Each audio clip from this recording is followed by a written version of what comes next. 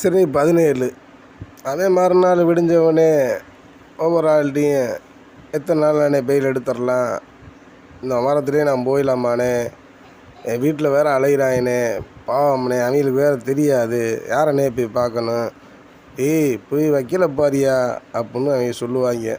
சரிண்ணே சரிண்ணே வக்கீலை பார்க்க சொல்லுவானே, சரிண்ணேன்னு சொல்லிவிட்டு காலைல சாப்பாடு வரும், சாப்பிட்டுட்டு உட்காந்துக்கிட்டு ஒவ்வொருத்தன்ட்டையும் கதையை பேச ஆரம்பிப்பேன்.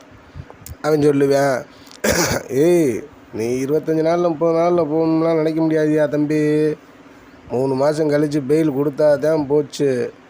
பெயில் கொடுக்கலைன்னா அங்கிட்டு ஒரு 10 நாள் 15 நாள் அடுத்த வாய்தா வரையும் காத்து கிடக்கணுமியா. நான் எப்படியும் பெயில் கிடச்சிடும், ஒழுக்கமாக வாய்தாவுக்கு போயிடணும். வாய்தாவுக்கு போகலைன்னா அப்புறம் உன்னைய பிடிச்சிட்டு வந்து உள்ளே போட்டுருவாங்க, பிடி வரண்டை போட்டு. கவனமாக இருக்கணும், எவன் கூட சேரக்கூடாது.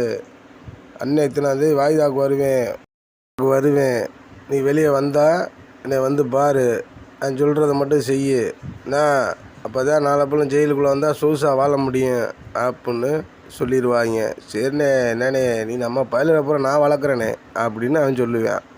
அடுத்ததாக இருக்குது.